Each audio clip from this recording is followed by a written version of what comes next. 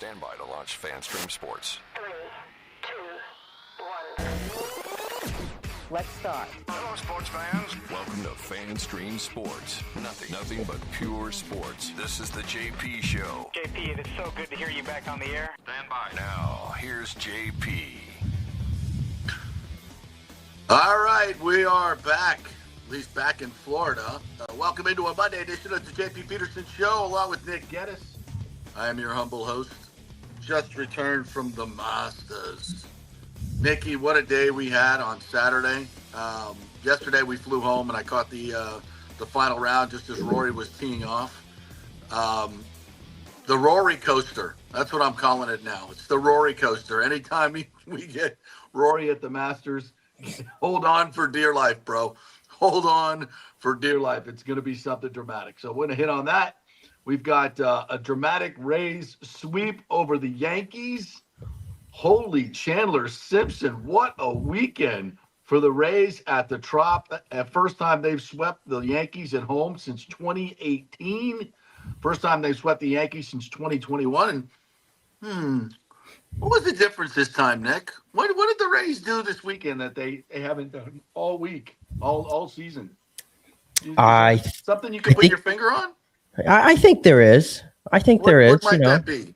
It might have to do with, the fastest player in baseball, the current best slap hitter in baseball, the menace on the base paths, not batting eighth or fifth or third or seventh or sixth or whatever, but batting first.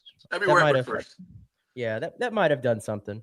I think after this weekend, the Rays need to go to the analytics nerd room. All 52 of them are now in timeout. No more ho-hos, no more video games for at least a week and a half. Nothing. You can't. No more Dungeons and Dragons.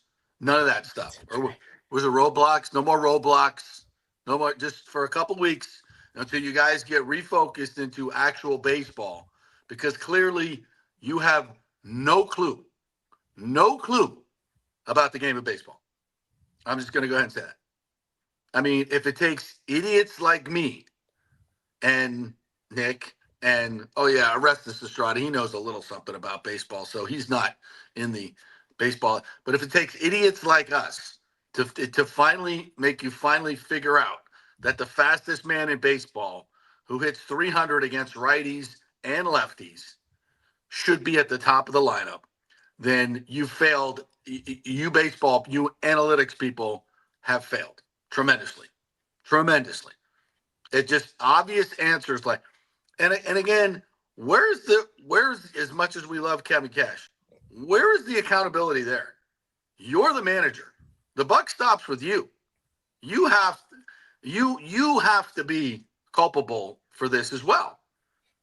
And with the display of speed and pressure and hitting that Chandler Simpson put on this weekend for a leadoff guy, I'm trying to now. Of course, I'm thinking back to the great ones, the Ricky Hendersons, the Vince Colemans of the world. I mean, Lou Brock, the great hitters who could get on base and run and change the game. Now, I'm not going to put Chandler in that category just yet. Certainly not in Ricky Henderson's category. Doesn't have that kind of power. But my Lord, what an impact he had on the games. On Friday, Saturday, he doesn't start against Max Fried, which I thought that's against a tough lefty like That's that. fair. Yeah, that's fair. I still would have rather seen him in there, to be honest. But I get it. When he got in and later in the game, he made his impact. And see, that's the thing. And I'm not dumb enough to say that, hey, holding him for the late innings is a weapon. There's no question about that. I get that. Now, we'd rather have him get, 5-6 at-bats in a game, obviously. But if there's a time to rest him against a tough lefty like Max Fried, I can say, boys, you've earned your ho-hos, okay? And ladies. I'm sure there's ladies in the analytics department as well, so I don't want to be sexist in that way. But so that I kind of get it. And then his impact on Saturday I thought was amazing. Comes in and, as I'm recalling, is pinch runs, right, in the seventh inning in a 2-1 game. it gets on that. So he scores to make it 3-3. Help me here. I'm trying to remember all my weekend Rays games on this one. In Saturday's game, he scores on the bouncer to make it 3-3. As he came in to pinch run after Fortes hit that ball high and outside. That was an unbelievable pitch by a high and outside pitch. He hits it to the gap. Fortes does. Simpson comes on and pinch runs, and then he scores on the bouncer to make it 3-3, and it wasn't even close. The infield was in, and they still couldn't get him. Then he comes in the 10th with the bunt single. How about that? The bunt signal with the runner already on, bunts him over to third, but he's now on first base. And that was a clean field by the pitcher, and then he drops it because he knows the pressure. He's got to do it perfectly to get to first base. So now you got first and third. You're down a run, right? He steals second easily. So now you got second and third, nobody out, and then Walls got a bunt down, and then Aranda got the chopper, and Simpson scores easily. I mean, it's just, Chisholm could have tagged the runner, thrown to first, but it's the pressure that Simpson puts on you that scrambles everybody's brain. I think I saw Jazz do an interview, and he didn't even know the options on that play, which is amazing for a major leaguer, as he's putting in his 3-carat diamond. Yeah, I don't know. Like, could I have thrown it to first? I don't know how that works. Okay. Sure, Yankee fans are thrilled about that. But the pressure that Simpson brings every moment when he's on the base pass, when he's at bat, is just I guess you can't. Oh, you obviously can't. You can't put that into your analytics. Y times 3 minus 4 RBC CX 9 and spit it out and say, wow, this guy really impacts the game in every freaking way. It was an absolute masterclass. And then Sunday as well, he's a big part of it. With the leadoff triple in the third. He was just all over the score sheet. In a game, in 3 games that didn't have a ton of runs, every run counted in this game, right? They were all, 1-run games, I think? And to win them. The 5-3 win on Friday. Yeah. It's just, listen, I don't want to say it's all Chandler Simpson. I thought, obviously Rasmussen was fantastic yesterday. 18 of 19 Yankees in the lineup and 14 in a row. After his wife just had their second baby, a daughter. Congratulations to Rasmus. Fantastic performance by him. Thought Caminero had a better weekend, getting some protection in the lineup. That's something else we had asked for, so I thought he had a better weekend. I think Taylor Walls is playing fantastic baseball offensively. How about all the bunting? Remember a few years ago, it was like, we don't bunt. We don't ever bunt. Now the Rays, especially this series, using the bunt to perfection. All this is what a weekend for the Rays. Absolutely tremendous. It was tremendous. You get a sweep against I would consider your biggest rival in the New York Yankees. You do it at home in front of your own crowd. Their first sweep in general against the Yankees since 2021, like you mentioned earlier.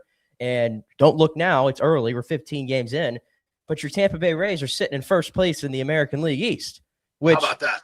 We thought was going to have we thought the AL East was going to have a little bit more bite in it, to be honest with you. So far, it has a lot of teams are slow out of the gate. Clearly, the Yankees are struggling. They've lost 5 in a row. But that's the Rays who the Rays just thoroughly outplayed them for all 3 games. Now, it got a little hairy yesterday yesterday I thought the Rays were going to lose that game going in. Yeah, I thought it was a tough spot because Drew's coming in. He hasn't pitched in 10 days. You're facing a really good young pitcher in Cam Schlittler, who he's got tremendous stuff, throws really hard, obviously, good breaking stuff. And the Rays bullpen going into yesterday was super taxed. You knew going in that you're not going to see Baker, you're not going to see Jax, you're not going to see Seymour. Like, a lot of the best guys in the bullpen, they were all unavailable yesterday. So you really needed the length from Drew. He gave you 6 great innings. Now, could maybe he had gone out there for the 7th? Sure. I'm sure you could quibble over that, especially because that was the inning where it looked like it was going to get away from the Rays, because that was the top of the Yankees order that came up, and they immediately got 2 runs on, I believe it was Solzer who was in there. So, and then Englert giving up the home run to Judge in the 9th inning. It was getting hairy there. But listen, the Rays, the offense, tacking on the insurance, getting these timely hits, and for what they lack in power, They are making up with the situational hitting. They are making up with the bunting. I think they lead Major League Baseball, I want to say, with 16 infield hits. Yeah. Through 15 games. I mean, that just gives you an idea. Like, they're moving, they're every time they got a runner to third, I think in this series, I think if they got a runner to third with 2 outs or less or something or an out or less, they got that runner home, I think 11 to 15 times in the series. So they did a really good job of getting that run in. It was sack flies. I mean, it was literally every which way that you could manufacture a run in. The Rays found a way to do it in this series. So, I mean, that to me, they kind of sort of found their identity, I feel like, of what they want to be as a baseball team, because they don't have really the power element all throughout their lineup. And we'll see if that's sustainable, obviously. Eventually, like Junior Caminero only has 2 home runs through 15 games. Got to get him going. And you mentioned you thought he had a better weekend. I mean, sure. I think Junior, though, has a lot better in him. And I think the mechanics in his swing could use a little bit of work. I think it's going a little bit beyond protection, because he got a lot of really hittable pitches, I thought, especially yesterday, and he's swinging right through them, or he's popping everything up a lot. So there's still some kinks there for Junior to work out, but I don't think we're really concerned necessarily. He's going to figure it out. No, your point, though, where he got a lot more hittable pitches, I noticed that as well, and that's the key. He'll be fine. As long as he's been chasing for 2 weeks because he hasn't seen anything. Now he's got some protection behind him. Solidify that lineup with Simpson, Yandy, Cami. I like Cami in the 2-hole, but I think I like Yandy better. I'd go Simpson, Yandy, Cami, Aranda. That's I think the sweet spot. But any with Simpson at the top and the next 3, I don't care which order they're in, but Cami has to be in the middle to get that protection. They stick with that, and I think every freaking inning they're going to score when those 4 come up. They just will. The other 2 unsung heroes of the weekend that I want to give a helmet sticker to here is Richie Palacios and Ben Williamson. Yeah. I think they were the unsung heroes of the series for what they did defensively. The play that, I don't know if you got a chance to see it yesterday, the hard liner up the middle by Randall Grichuk, I want to say yesterday, and Richie Palacios. I mean, Richie Palacios, I mean, that's as good of a play as you're going to see made at second base. As good as you're going to see. Ben Williamson also making some fantastic diving plays. I mean, those 2, I think, were the unsung heroes of the weekend for defensively. And in general, I thought the Rays were much better defensively. It's amazing what you can accomplish when you're not throwing the ball around all over the place and, you're letting guys just run all over you constantly. Like, we didn't see that in this series. You finally saw the Rays. Well, Judge stole a base. We got to be back. Have we thrown anybody out yet this year? Fortes, I don't think Fortes is not.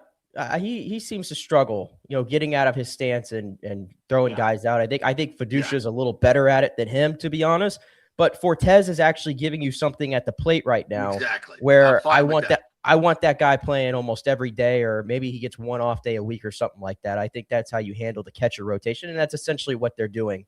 To be fair, and even Chandler Simpson, I think his defense. I mean, that was something that was much talked about last season. He looked a little lost out there in center, and now he's playing left, and I think he's been pretty solid out there for the most part. He had a one missed play on Friday. Friday, I didn't know what he was doing in that first inning. But other than that, I think I can't really figure out a play where I've gone, oh wow, that was a bad play by Chandler. So all around a really, really strong weekend for the Rays. And he'll get so much better out there. He'll get so much better by the end of the year. I think he's going to be a really, really good. He's never obviously going to have a great arm, but just, cover the outfield, get to some balls that a lot of people don't. And he'll start getting there. He's never played left field for an extended period of time in the major leagues. He grew up as an infielder playing second base. So it's going to take a little bit of time, but his offensive skills are just game changing off the charts. And I mean, we're sitting here today, and he's got 23 hits on the season. That's leading the American League. He's 1 off the lead for the MLB, which Andy Pajes is leading that. He's hitting .411 throughout so far. That's first in the American League. And then everybody talks about, well, his OPS. He gets 923 OPS. Like, he's great. His slug, even his slugging is .482, and he rips one down the right field line yesterday. Huge. And the minute Grisham picked up the ball, Chandler Simpson is already like almost halfway to third base. Like it's just tremendous. I mean, this kid is just, he's a godsend. He's a godsend to this team. He's changed the entire dynamic, and it's not just him. Like, you have so many other guys in this lineup who can run and who could put pressure on opposing defenses, and especially the Yankees defense, which is, I think, leaves a lot to be desired. I think that's fair to say, and Yankee fans would probably agree with me on that. The Rays just took him to school. Yeah. They took him to school. And it reminded me of like the Rays from like 2019 to like 2023 that would give the Yankees a lot of fits. Got away from that the last couple years, but I saw a lot of Yankee fans going, oh my gosh, the Rays that we used to struggle with a lot 5-6 years ago are back. Yeah. And before this series, this team I thought was dreadful. Oh yeah, I was watching that Cubs series and I was like, I'm already starting to get groany about this team and everything. Like I was there. You would talk about sloppy baseball. I mean, leading the league in errors by far. And listen, and Taylor came back for the Cubs series, but he has solidified this team defensively. The pitching, the starting pitching has been fantastic, lights out. Phenomenal. It's been absolutely tremendous, but it's been the sloppy play defensively that it really, really had me pissed off. And then also just how they've handled Chandler Simpson. I'm not going to put this away for quite some time because it was so freaking obvious. It's so obvious what to do with this guy, and you moved him all around the freaking lineup and the protection.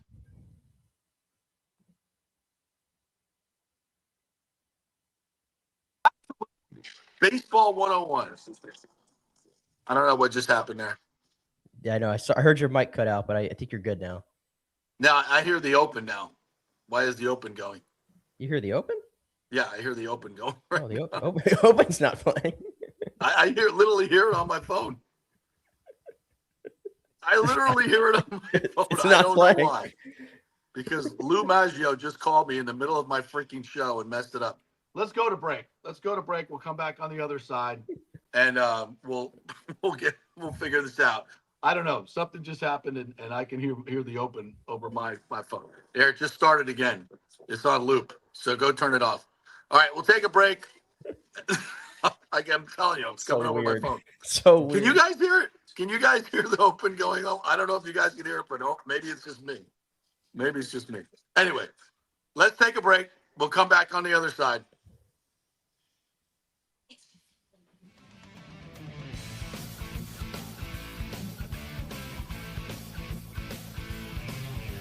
Pitch Roofing believes giving back is part of doing business the right way. That's why they proudly offer exclusive discounts to those who gave the most to our communities, including veterans, first responders, seniors, and teachers. And for listeners of the JP Peterson Show, there's even more good news. Pitch Roofing is now offering a special discount just for fans of the show.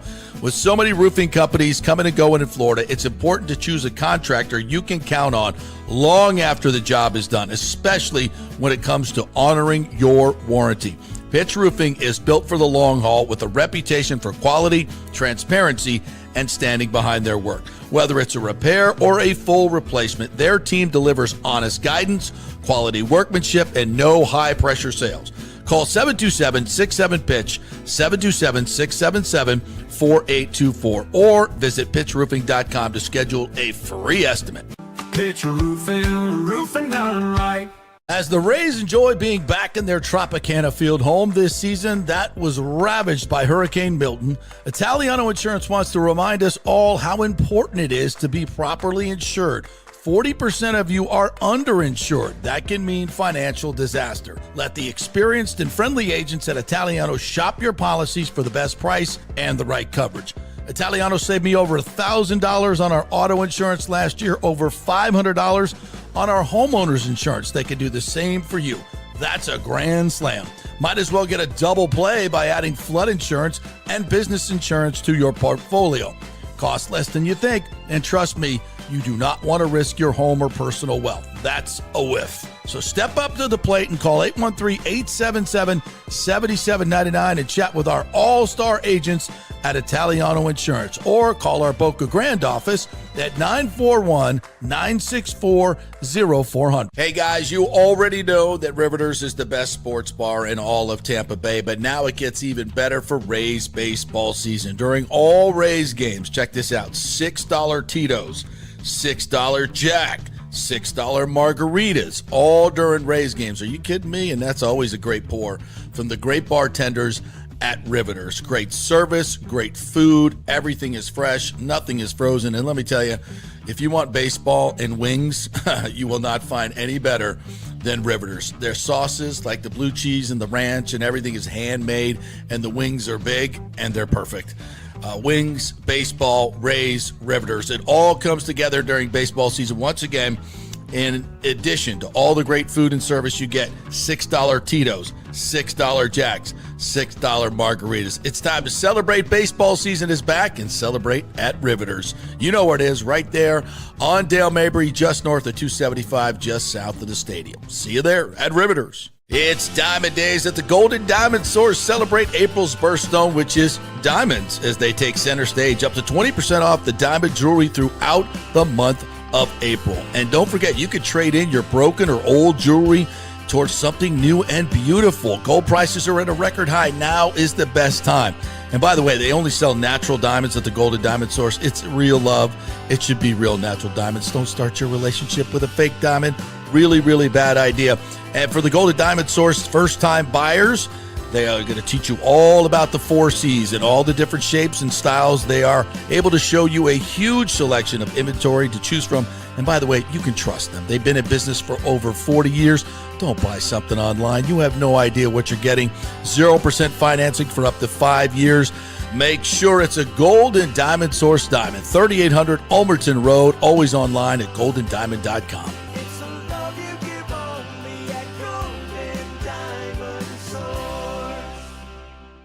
Hey, JP here for Genesis of Tampa and the Murphy Auto Group. I think the best way to experience a business is to use that business. And I just did at Genesis of Tampa. Just bought a GV70, a 2023, and it feels and drives all new.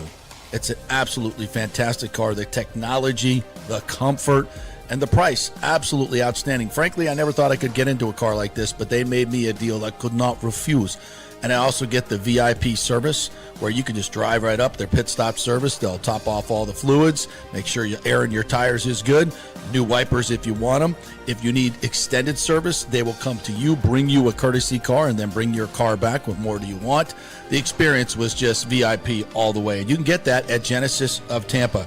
And don't forget, you can get extended warranty, which I did. So I have worry-free miles up to 100,000, and all they do is just take it in. Actually, I don't have to take it in. They come to me. It's perfect. It's Genesis of Tampa right there, 801 East Bears Avenue, right off of 275. Go see them and tell them JP sent you.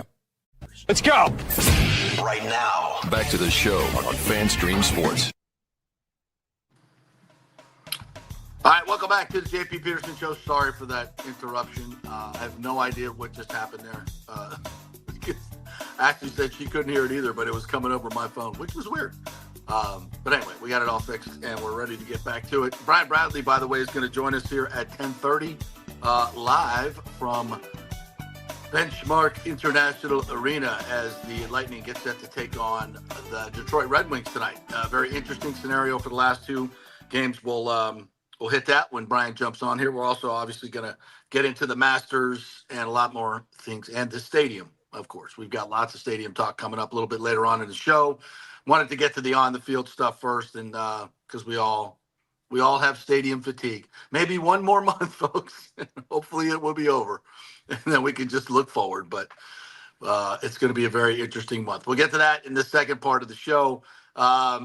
Nick Geddes is here with us. By the way, we have Riveters had a great weekend this past weekend with the Rays Yankees series. They were packed all weekend, giving away all kinds of swag. So if you're going to watch Rays games, that's the place to go. They're one of their official watch party partners.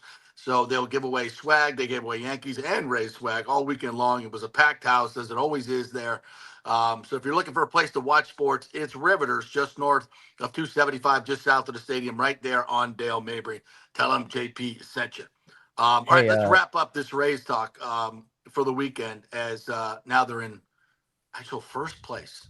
I did not see that coming this early in the season, but if this is the team we're going to see moving forward, and we still don't have Uceda, that's a pretty good team. You still don't have Uceda. Clevenger's obviously out too, so that's two big relievers. This is more long term, probably in the summer at some point. But don't forget, Manny Rodriguez is probably going to be back too. It's another flamethrower back there. Because I think I said this last week with Orestes, like when we were talking about the bullpen and how spotty they had been, and obviously they picked it up a little bit this weekend. I think there's just too many guys in the bullpen that are. They just have a lot of weak stuff, I guess is the way I'll put it. Like Englert and Solzer and like even Kevin Kelly to an extent. Like, the Rays used to have that stable where guys would come in and they're throwing 97, 98, 99. And the Rays are kind of missing that element, I feel like, in their bullpen. And they just got a lot of arms in there that are just they're AAA arms, if we're being honest. And I think we've learned that the Rays don't have a lot of depth in their bullpen right now. So that's something to keep in mind. And when you have that, but that's why starting pitching has been so important. Like these guys have to give you length. They have to give you length. It is so paramount for them. And I don't think they've all pitched pretty well, but what do they usually top out at? The sixth, if they're really rolling like Rasmussen yesterday, they're going 6. That's it. But like Shane's you saw, not going more than 6. Yeah, Shane's not going more than. I need Shane to get through 4 or 5 at this point, based on what we've seen so far. But obviously, he's going to take some tune-up. But the two veterans, Matz and Martinez, I don't think you could ask for any more out of them from what they've given you so far. And we were so concerned, me and you and a lot of people, about Nick Martinez's spring stats, but thankfully, it has not carried over to the regular season yet. So that's been good. And the other note I want to say, speaking of stadium stuff, but not the new stadium, but rather the stadium they're playing in right now. This was the first week we got to see Tropicana Field back in action. And I think everybody who was involved in getting that place back up and running, because I had serious doubts. I think we had serious doubts of what that thing was going to look like, if they were ever going to play back in there again. I thought it looked tremendous on TV. I haven't got a chance to go to a game yet, but it looked great on TV. It looks like all the upgrades they put in there is as good as you could possibly ask for. It looks a lot lighter inside on TV, tremendously. Yeah. Which helps the experience. And obviously when you play teams like the Cubs and Yankees, you get a stadium that is rather full, and that adds to the experience as well. Yeah, I think they're probably averaging over 22,000 for the first remember, even, and I know it's the Cubs and there was a lot of Cubs fans, but I don't care. Game 1 is always a sellout, right? The home opener. Mm-hmm. And then we drop back to, 3 to 8,000 pretty quickly at the Trop. That didn't happen this week. And I know it's the Cubs and Yankees. So that's we'll wait till the Twins come in for a midweek, homestand, and it'll probably be back to 5,000 or 6,000. But listen, that's okay. We're not going to get hung up on it. I know this. There were almost 25,000 people in that stadium for every single game this week. That's a big deal. That's a big deal. And I think a lot of it is the new ownership. I think there's a ton of people that have been sitting on the sidelines just waiting to get a new owner that they can support. And I think that's been a pop. Obviously, the Cubs and the Yankees, that's the bigger deal. That's the biggest reason why it was filled all week long. I totally get that. But I think there's also a pretty good shot of people coming back to the Rays. I just feel the energy, for this team and this franchise really, really picking up. And as I said, we'll talk more about that in the second half of the show as far as the stadium goes. I know there are some of you, like Mike in the comments, who like, yeah, tell me when it's done. I get it. I totally get that. We all have stadium fatigue, but we got to, this next month is going to be big. By the way, tell me when Brian comes down. I can't see. He's here now. He's here now. Let's bring him in then. And Benchmark International Arena. He is the Lightning Hall of Famer, the great Brian Bradley, joining us now. What's up, Brads? How you doing, buddy? Good, guys. Can you hear me good? Everything good? You look beautiful. You sound great. How are you? Okay, perfect. Yeah, watching the morning skate right now. I'll flip this baby around. The boys are there on the ice. You know what? We got a full turnout today on the ice, you guys. You know what? We got everybody's on the ice. The only player that is not on the ice right now is Brendan Hagel. Kucherov, Vazzy, Point, all the guys are on the ice. Gensel. I mean, you know what? They probably came back on Saturday after the game, probably had the day off Sunday, and are going to skate today.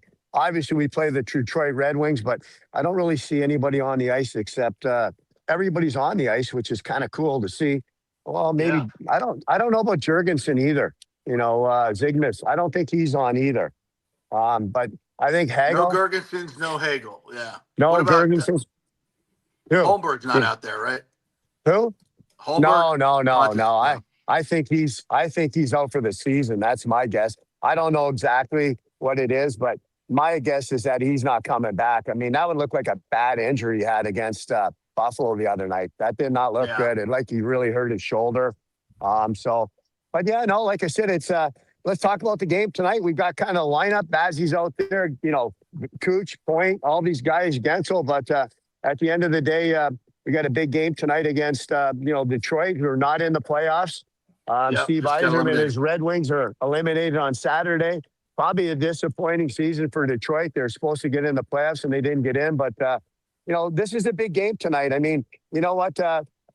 Montreal and Buffalo have 106 points. We have 104. And, if we win tonight's game, then we're back in the second position. And maybe Buffalo loses against Chicago. You never know. So we'll see what happens. But, I mean, people say, I think it's important we win. Home ice advantage, and there's two reasons. Not only because you have Game 7 in your building, but this is a business like anybody else. Everybody else has a business. They do stuff. This is a business, and you know what? Business, Mr. Vinnick and the ownership group. This is money.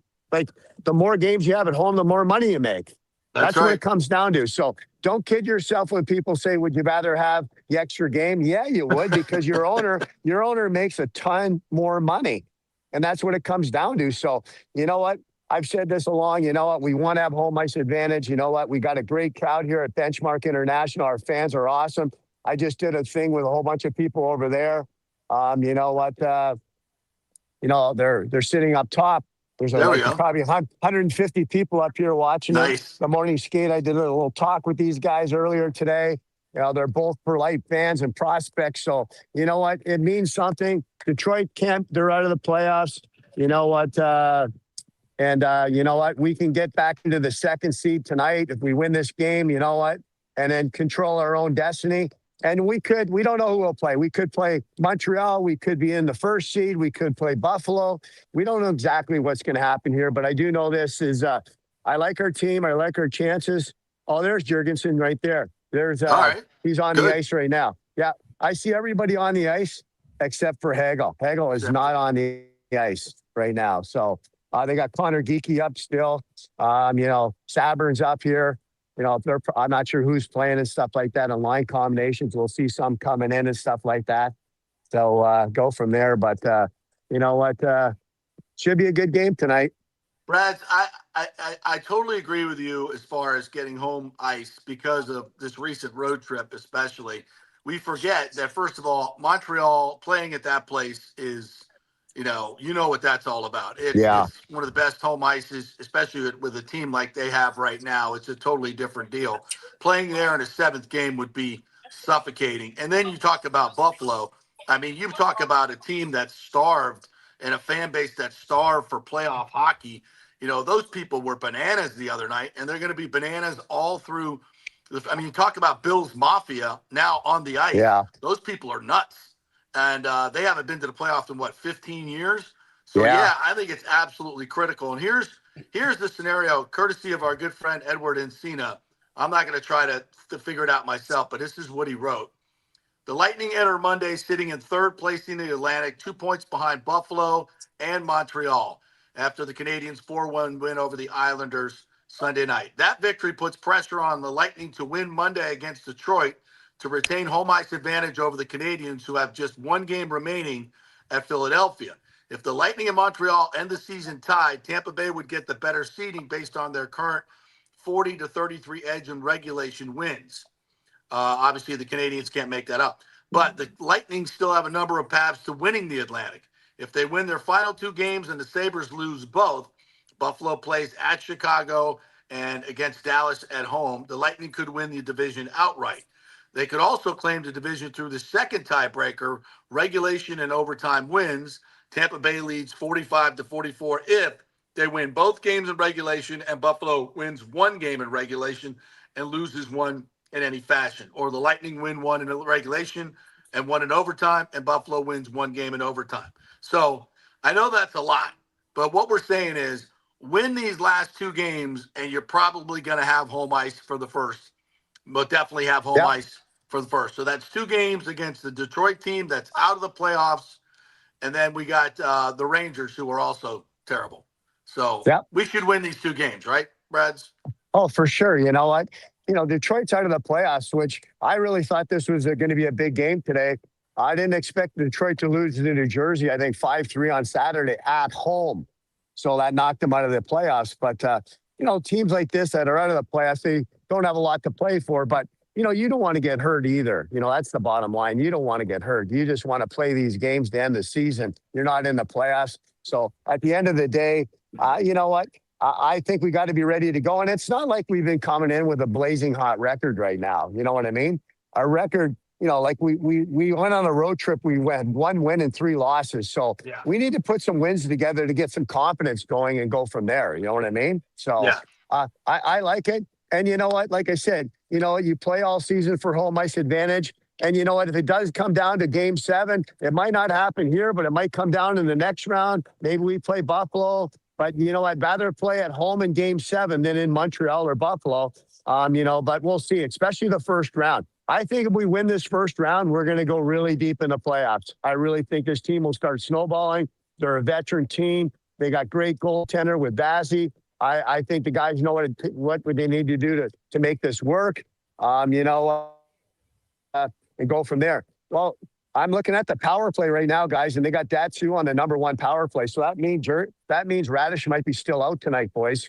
Wow. What's going on with Radish? I don't know. I really don't know that whole thing, but he is not. He was on the ice skating, but I don't think he's playing tonight because Datsu is in the #1 slot on a power play with Gansel, Point. They got Johansson on the side over there, but I think Hagel's going to be the guy over there too. You know what I mean? And there's Kucherov taking shots on goal and stuff like that. So, but there's Datsu right now with the puck right in the middle. I love Datsu. I mean, don't kid yourself. He's a pretty damn good defenseman. He's super smart with the puck. I mean, Radish is having a phenomenal year, but you know what? Datsu still can make a lot of plays with that puck. Trust me. And I like Radish probably better, but I mean, it's not like we're really giving up a ton because he can make a lot of smart plays. I love Datsu. I think he's a super steal for, Julien Brisebois to me. And they're doing stuff. Go ahead, Nikki. Yeah, you mentioned, I was going to say, no, I don't think anybody would claim the Lightning have been playing anywhere near their best hockey, I guess, coming out of the Olympic break. I think it picked up a little bit maybe a couple weeks ago, but they've sort of been really up and down since then. How much of that do you think is a factor, or is it a product of just, a lot of guys in and out of the lineup, the schedule being what it is, which I assume everybody has had to deal with, obviously, coming out of the Olympic break. And then if it's Montreal or Buffalo, we've seen the Lightning play those two teams a lot this season, obviously being Atlantic Division foes. And those games have been pretty taxing. They've been physical. They've been entertaining. How do you think the Lightning match up in a series against either of those teams? Well, you know what? I think we've been playing okay since the Olympic break. I mean, let's not kid ourselves. Before the Olympic break, we were unbelievable, like 22-1 or whatever the record was, 22-2, over the top good. But I think we just haven't got the ball rolling. I mean, a record in the last 10 games is maybe 5-5 at the most. You know what? That's why home ice advantage is important. We don't want to go to Montreal for game 7. We'd rather have it here. And I will say this. I don't know who we're going to play. They're not going to be easy games. There is no easy teams. Buffalo's going to be hard. Montreal is going to be hard. But we're not playing Florida or we're not playing Toronto. So, I mean, you know what? These teams haven't been in the playoffs, Buffalo or Montreal. But Buffalo hasn't made the playoffs in 15 years. They got a lot of young kids. And you know what? Montreal's made the playoffs once in their last 10 or 12 years. So at the end of the day, we got teams that haven't been in the playoffs. And I think if we start rolling, we're going to just go deep in the playoffs. It's not going to be an easy first round. But I will bring this thing up. People ask me all the time, well, Montreal, Buffalo, Montreal, Buffalo, what do you guys, I said, you know what, guys, it doesn't matter. We're a veteran team. We've been around for a long time. Let's get in the playoffs. We have the best goalie in the NHL. We got great forwards. We got great defensemen. But remember in 2018 or 19, we had a record of 56-11, and we played Columbus and lost 4 straight. Yeah. Well, you could have bet $1 million that we would never lose 4 straight in that first round when we did. So you know what? Playoff experience is definitely a factor. And I don't care what anybody says. Buffalo, Montreal do not have it. They do not have the goaltending we do. And, at the end of the day, they're going to have to beat Vazzy four times, and that's not easy to do. Not many teams could beat Bobrovsky the last few years when he gets hot, and Vazzy's just the same. So, going to these playoffs, I love our team. You know what? If we can peak at the right time, like I say to this, if we win the first round, we're going to the Stanley Cup Finals. We will be better than everybody in the East. No question. We will snowball at that point. Love that. Brian Bradley joining us. We've had a couple questions in the comments about Victor Hedman. And, I said last week, I don't think he's going to be back for the playoffs. I wouldn't expect that happening if I'm a Lightning fan. And frankly, with whatever's going on with Victor right now, that's probably for the best, because I think these pairs, our defensive pairs, have really settled in when we're healthy. And I think they're really, really good. I think we're faster. I think we're better than the current version of Hedman that we've had this year.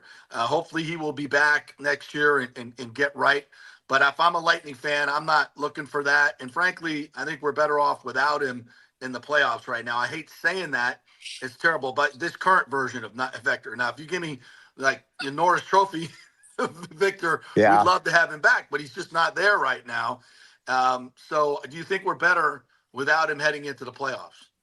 Well, you know what? I mean, I will say this, Victor Hedman, the captain of our team, number 77, not only is he going to be in the NHL Hall of Fame, he's going to be in the Lightning Hall of Fame. His jersey's probably going to be retired.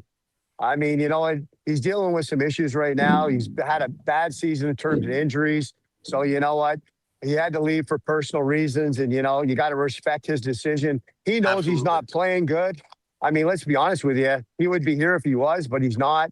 I'm a healthy Victor Hedman. He's the best defenseman on our team by far, but he's not right now. And at the end of the day, we wish him all the best. We hope he gets healthy and returns. And whether it's this year in the playoffs or it's next year in training camp, he still has 3 years left on a contract, but he definitely makes our team better. But right now, the way he's playing, he definitely needs help. And you know what? I think he's made the right decision with him and his family to step away and do what's best for Victor Hedman. I think you nailed that. Anything else, Nick, you want to ask? Yeah, and on top of it, you talk a lot about experience and how important that is in the Stanley Cup playoffs. I guess that points to, like the acquisition of Corey Perry and him coming up here too. Could you speak to, I think he's been tremendous in the role that he's playing. And I think he's got 17 goals or something this year as a 40-year-old. What kind of big role do you expect him to play for this Lightning team in the playoffs, even, on the ice and as an emotional leader, on the bench as well? Well, he's a great player to have. He's 40 years old. He's won a Stanley Cup in Anaheim. He's going to go down he's going to be in the NHL Hall of Fame one day. He's won a gold medal, Olympic medal. He's won every medal you can probably win in hockey. He wants to win one more Stanley Cup, which I think this is the team to do it. And you know what? He brings a lot, maybe not on the ice as a young Corey Perry, but in the dressing room. He knows what it takes to win. He can play an intimidation game. He knows the guys he needs to go after. Like, you know what? Let's say we're playing Montreal. They're going to go after Caulfield. They're going to go after Suzuki. They're going to go after that young defenseman. I can't think of his name. Hudson. Yeah, they're going to, and Corey Perry, he's not going to fight Jack Guy or, some of their tough guys. They're not going to do that. So, you know what? He knows what it takes to win. He's been around. He's played for Montreal. He's played for a lot of teams. Edmonton the last couple of years in the playoffs. But you know what? He's not the same as he was before, but he's a hell of a player, and he's great in the dressing room. I think John Cooper loves a guy like that. Now, when you say go after, you don't mean like the Panthers type of go after where you're trying to, take cheap shots and injure players. You're talking about just constantly bothering, constantly, giving him the business, but in a up to the line kind of way. Correct? Yeah, yeah. Like I said, he's not going to do anything illegal, but he's definitely going to be in their face, doing whatever he has to do to win the game. Like they're going to be going after Kucherov, Point, Gensel, Bobby Hagel. We're going to go after their guys. It's 1-for-1. It's playoff hockey. You got to do whatever you got to do to win. And guys like Corey Perry and guys like that, Nick Paul, they're going to play a role. And you know what? Guys are going to be finishing checks on those players every shift and make them pay the price. So when we get to game 5, 6, and 7, they're going to be hurt. They're going to be sore. They're going to be bruised. And that's what you do. You look at the star players on the team and say, finish checks on those guys, because when it gets to game 6 and 7, they're going to be sore. They're going to be tired. They're going to be maybe a little injured. And we've been there before. We know what it takes. We've been to the Stanley Cup Finals. We won 2 Stanley Cups with these guys. They know what it's going to be like. Do those guys on Montreal or Buffalo know? No, they haven't. They have not. Those teams have never won a playoff series in the last 10 or 15 years. Never won a playoff series. That's a long time. A long time. Absolutely. Yeah, and I think that matters. You know what else matters is getting Brandon Hagel back. I guess he's day to day, right? So he'll be back, right? I would say he plays tonight. I think he probably just has body maintenance or whatever he was. He played last game, scored a big goal in Boston, but he looked good. I hope he plays tonight, because when we have him in the lineup, we're definitely a lot better. Yeah, no, for sure. All right, Brad, it's great stuff, my man. We will see you tonight at Benchmark International Arena against the Red Wings. Thanks, buddy. Appreciate you. See you guys. Have a good night. Over and out. See you, boys. Cheers. Great stuff from Brian Bradley there. Yeah, it's just, he's so right. Experience matters, man. It just really, really matters in the playoffs. And the Lightning have that all over these teams. And now, do they need to play smart hockey? Absolutely. But I think the best thing he said there was Vasi. Vasi has been fantastic. The last, a little rough coming out of the break, but since then he has been shut down. And that's going to give you a chance to win every single game, frustrate the other team. Now, if we play Montreal, Dobek's just been pretty good. I was just going to say, the door the last couple of games. I'm a little worried about that, but this will be his first playoffs, though. Correct? Yeah, he's a very, very inexperienced goaltender, but he's had a lot of success this season. I think he's really been the key to Montreal. I mean, too. Montreal obviously has had a lot of right go for them, and Cole Caulfield scoring over 50 goals, Suzuki, Slavkovsky, Hudson, all those great players. But what he's provided in net has been big for them. So he's certainly somebody you have to figure out. But Vasilevsky, if he's on his game, and he's been on his game, honestly, even as the Lightning haven't exactly played well in front of him at times, he's the ultimate neutralizer. We know he has that in him. It's just about finding it at the right time. And it's just why the Lightning right now, it's so hard, I think, for me to judge, who they are, what they are, because you see them go 22-1 before the break. And it's like, all right, that's cool and everything. That's awesome, but they're not that good. And then you see them play the way they've played since the Olympic break. And you're like, all right, well, I don't think they're that bad. They can't possibly be that bad, right? For some of the stretches we've seen. So where does it fall? Somewhere in between. It always does. And the Lightning have had a lot of seasons where they've gone into the playoffs with a lot of momentum, playing really well, and they flamed out early. They've had some years where they went into the playoffs not playing so well, and they've gone on some big runs. So that's why it's really hard for me to sort of judge what I'm seeing right now out of the team. Well, I've said for a while that, listen, the 2 first-round losses to the Panthers, obviously they went on to win the cup both times. You lost to the best team in hockey. So when people say, 2 first-round exits, I'm like, we got to put that into context, right? Also, it's been a while since the Lightning have won a series, And I'm picking up on, and I have picked up on a couple things, and these are regular season games, but I think we would agree that these games against Buffalo and Montreal have had the intensity, the feel of a playoff game. So I think they're worth pointing out. Nikita Kucherov has had 3 postseasons in a row that have been nowhere near his standard. Yep. I think he'd be the first one to admit that.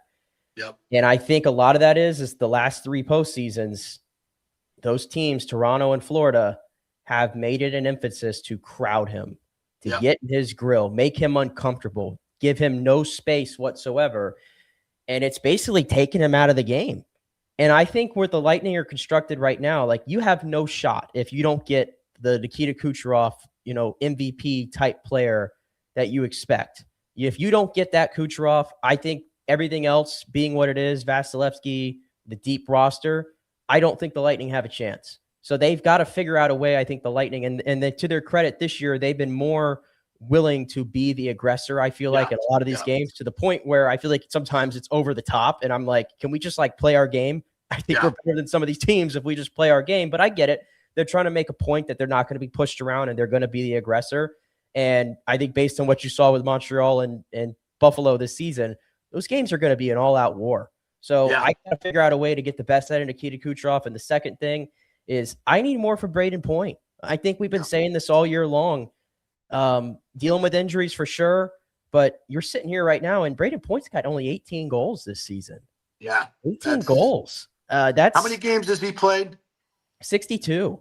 I mean, and this is a guy who the previous 3 seasons had scored the 3rd or 4th most goals in the entire league. Yeah. We already know that his defensive game has just fallen off a cliff as the seasons have gone on. So he's another guy. I need to see the Braden Point of old hopefully come back. So those are some things I'm looking at, and hopefully they get that in the postseason for them to have a shot. No, you're 100% right. We've been talking about Braden Point for a few weeks. He just hasn't been able to get going, and I don't think he's injured at all. I don't think he is, but he just doesn't seem to be aggressive enough and take over games like we would see him do. When Kucherov was out of the lineup this year, and Point was out there, you would think okay, Point's going to be the play driver now. Yep. No. Nope. It was Hagel. It was Hagel, honestly. And that surprised me. And that speaks to Hagel, honestly, that he's been able to grow into that role. But I didn't see it from Braden Point this season. Yeah. Cooper's got to sit him down and figure that out. And I think your points on Kucherov are absolutely tremendous. Listen, as much as I want to, give the Lightning some grace over the last 2 years, they haven't, Kucherov has not shown up, and he's been bothered. And there's a template out there, and every team is going to follow what the Panthers did. And they're going to try to be physical. They're going to try to get in his face and do everything. He's got to be able to fight through that. He's got to, and be productive. If Kucherov is not scoring, a point a game in these playoffs, the Lightning are going to have a hard time. They're going to have a hard time because so much of what we do goes through him. And I think players sometimes defer. And when you see Kucherov's not out there, it's like, okay, who's going to make the plays? Who's going to, create these scoring chances? It's just a totally different dynamic. So yeah, he's got to be. If they're going to go anywhere, he's got to be at least a point a game guy. And I mean, for the stretch that we were playing our best hockey, he was about 2.5 points a game. Right. I know that's it's a record, not since Lemieux type of pace. I get that, but I don't need 2.5. But I got to have at least one a game, or we're going nowhere. So I think it's going to be interesting to see who we play. I think I'd rather play Buffalo than Montreal. That's interesting because I'm on the side of I want no part of Buffalo. Really? I mean, that team is, I know that they haven't been in the postseason in 15 years. I get the experience. I don't think they're as good in net nearly what the Lightning are, or Montreal either. See, that's my thing. I think but they also have what they lack in experience maybe as a team. But Lindy Ruff is as experienced as they come on the bench as a coach too. And I think that matters. I think them at home ice is just, home ice is going to be crazy. It's unreal, and they got a lot of jump in their legs, man, that the Lightning just don't have. And I think when they've played each other, that's been pretty noticeable to me. And the physicality for them too is off the charts. I think the Lightning tried to take the game to them. I think Buffalo kind of one upped them, to be honest. They're big. Yeah. But I'll go to the net where you said net. It's Dobesh scares me. He stole the one game at home a couple weeks ago. And even up there, he's been fantastic. I think we're creating our chances against Montreal. We just can't finish, and that can get in your head in the playoffs. Whereas Buffalo, when they win games, they're more regular season type games. There's not going to be 7-6 games in the playoffs. I don't think. No. Or 8-7, whatever the hell that one game was. So No. I think in that realm, I think it's different. It's different hockey, right, in the playoffs. So, well, we'll see. Listen, I think the Lightning are going to have to be at their best to beat either one. So, and you got to beat them eventually. So I don't care when we play them. Well, but to Brian's point, experience matters. Cross your fingers that something could happen with the standings and the Lightning get the 1 seed and play Ottawa. that'd be the best case scenario. You could play Ottawa or Boston. I don't think can we catch Carolina? Where are they at? No, you're right. So they would play right now as it sits. They would play Ottawa, and then the Lightning would play Boston. But even then, I like a matchup over Boston in the first round because I think it's sort of the same thing. I feel like, and it honestly comes down to the fact, like, the way the NHL does this garbage with the playoff system, it sucks. It sucks. Like I think the Panthers and the Lightning the last 2 years were the best team in the East, and they faced each other in the first round both times. Same way this year, you're going to have one of Colorado, Minnesota, and what's the other team I'm blanking on? Dallas, who are the three best teams in the West by far, and yet Dallas and Minnesota have to play in the first round. Right. Yeah. It doesn't make sense, but it's whatever. Silly. It really is what silly. It is. Yeah. It really is silly with more of a balanced schedule anyway. It just, it's the divisions are kind of silly when it comes to that. I totally agree. Do we have any comments on the Lightning we need to get to?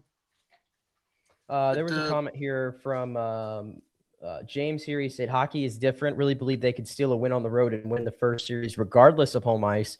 What's needed is for them to be healthy, get healthy, and make a run. And I think that's been a big reason why you've seen a lot of guys, or a few of the top guys, in and out of the lineup. I think they are doing some maintenance on some of these guys to get them healthy for the first round. But I think also losing Holmberg is huge. That's a huge injury because that's been the one line that has been so consistent all year, that Gord, Gergensons, Holmberg. And honestly, I was looking forward to the Lightning's run this year in the playoffs because they haven't had a line like that the last couple of years, a true shutdown line. And Holmberg has been one of the best defensive forwards in the NHL this season. Yanni Gord's been right there with him. You've seen what Gergensons can do. So now you lose Holmberg. According to the line rushes today, it looks like Nick Paul is up on that line. I wonder if they play with that a little bit because Bjorkstrand, for what he lacks as an offensive threat this season, has actually been pretty sound defensively. So maybe they move him up there in that role, and that's your new third line. But that's certainly something to watch for too, because I think that's a big injury. I think that really is a big injury. It's a huge injury because Cooper was using them as that shutdown line, and I think like against Montreal, if you put him out against Caulfield, you're gonna minimize his ability, and that really hurts Montreal. They've got to have Caulfield going and Suzuki. I mean, that's huge. So you could neutralize that line. Where are they going to get scoring from, right? Yeah. So I'm trying to think with Buffalo, they're a little bit more balanced, but either way, having that shutdown line is so freaking key. And the way that injury happens with the freaking door coming open, I mean, my God, I mean, that's just. You could tell by the way Cooper reacted how much he knows that's going to impact. And I don't know if he's going to be able to come back. Have we heard anything on Holmberg? It sounded like from what they were talking about on because the Saturday's game was nationally televised on ABC. And it sounded like from what they were saying that they're not expecting him for the first round and beyond. So yeah. I don't know if I don't think you see Holmberg. I'm guessing he's got, like as someone said in the comments here, like a collarbone broken. I'm guessing he's got something like that. And then they also, because we were just talking about Hedman, Emily Kaplan was saying that the Lightning, like they don't know, they don't know, and only Victor knows, is the way I believe she said it, of when he's going to come back. So I'm not counting on that, but obviously Victor's got to take care of Victor first. But and I think from a team standpoint, even if he's ready to go and healthy, he's going to be a healthy scratch. The way he's playing this year, whatever's going on with him, he's not good enough. And the team is not good when he's playing. I mean, it's just that I hate saying it. He's a Hall of Famer, the greatest. I mean, all that. But, there comes a time where, guys just are not playing well. And he's had a host of different injuries from the elbow to the groin to back. I mean, he's got a lot of stuff going on. And I think it's kind of affected him mentally as well, that he hasn't been able to play well for quite some time. And the pressure of the captaincy in that way, whatever it is, he's just not on his game right now. And we're better. These young kids that have come up have just been tremendous. So if we get Hagel back, I'd love to see Hagel and Holmberg, but I don't think that's going to happen. But Hagel, if we can get Hagel back, we got to have Hagel back, obviously, and he'll be back. And Radish, then I feel good going into the playoffs. And if the Lightning are at home ice, it will probably start on Sunday, I believe. Could be Saturday. But Saturday. It's Saturday or Sunday, and I'm gonna figure to guess it's gonna be an afternoon game, probably. Yeah. If I had to take a stab at it, get these comments here before we hit a break. Jordan G saying also the most recent cup year we struggled after clinching, but we were just fine in the playoffs. Yeah, I saw Eric Erlinson put it out there. He put a breakdown. The Lightning, their record going into the playoffs. Whenever they're not going in rolling, they usually actually have more success in the playoffs. And Joel Forsland following up said Bolts are 1-7 in their last 8 home games in the last 3 seasons. I assume that's in the playoffs. Home ice doesn't matter as much as you think it does in playoffs matchups, and game-to-game adjustments matter. Trust in Coop. That has been something. They have struggled at home in the playoffs.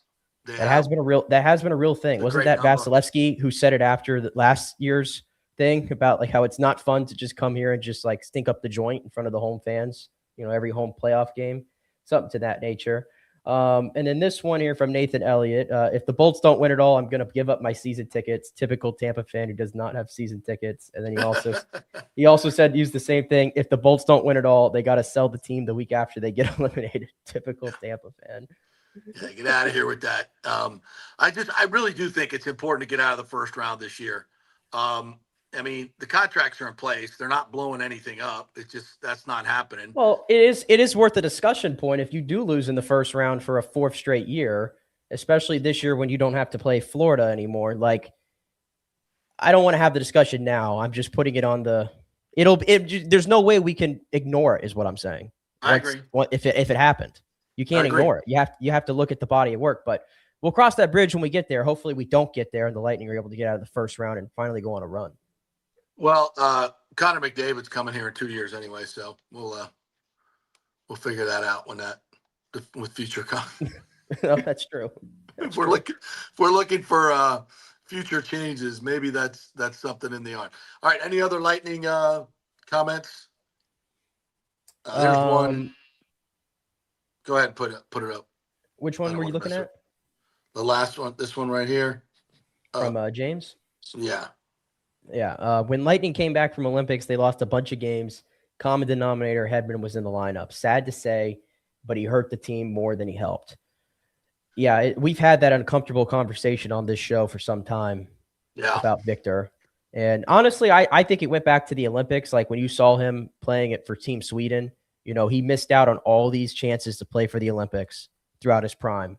And then he finally got there.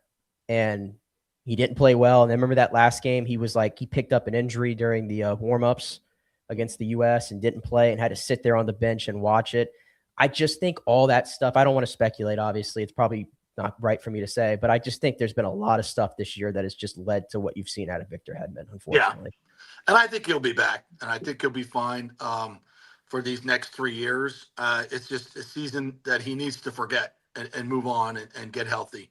It does emphasize the point, though, when we get to the summer and Darren Radish is an unrestricted free agent.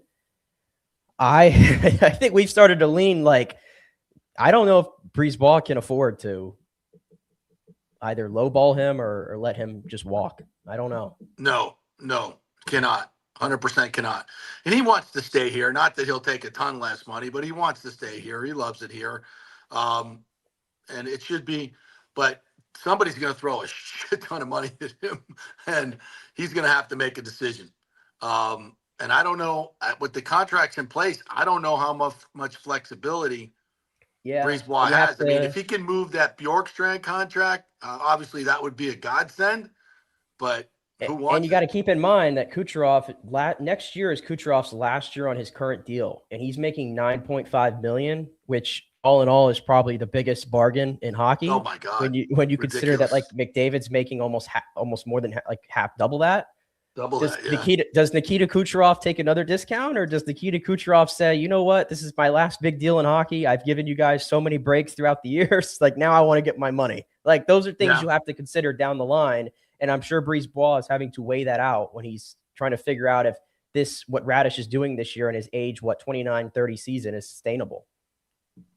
Yeah. And listen, I kind of joked about McDavid, but those comments that he made were earth shattering about how much he loved Tampa Bay and how great Cooper is and their systems and all that.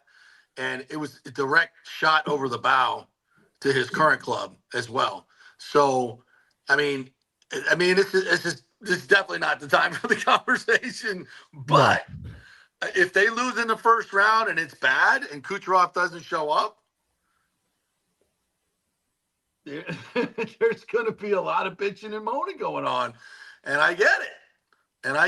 And then where does it go from there? Like you said, the contract's up. McDavid could be coming in. What do you got to pay him? Who's going out? Who's coming in? I mean, it could be massive change, but could be not. Could be, just keep going on like this with this core of players, keep knocking on the door. But I think if there's a first round exit, there's going to be a lot more chatter about change. And there's new owners coming in too. I don't know if it's next year. I think it is. Is this? No, I think Vinnick has one more year. I'm not exactly sure when the handover happens, but I don't expect much difference, frankly. I mean, that's been the chatter. So, but I don't know. Let's just stay in the moment and, have this team. This is a team that went on a 21-1 run. Mm-hmm. And they're capable of being really, really good in the playoffs. We've seen it, but it's going to take Pointer stepping up, Hagel getting healthy, finding a right match on that line, Gord-Gergensen's line. Those are kind of the three things that we've got to see. And, of course, Kucherov being Kucherov. All those things have to happen for this team to win a cup. Is that possible? Sure. Absolutely. Every bit of it.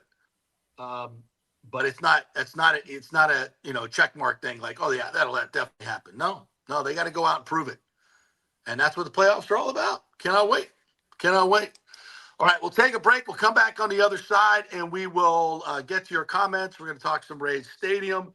We're going to talk some Masters. I was there on Saturday hanging out in Augusta for the weekend. Wow, what an experience. I'll give you some of that as well when we come back. We're brought to you by the great folks at Italiano Insurance. Get that insurance checkup right now. You could save hundreds, maybe even thousands of dollars on your homeowners, your auto insurance, your flood insurance, your business insurance, all of it. They protect all the pieces of your life. That's Italiano Insurance, 813-877-7799. They also have an office at down south as well. So check out their website, ItalianoInsurance.com. Back in 3.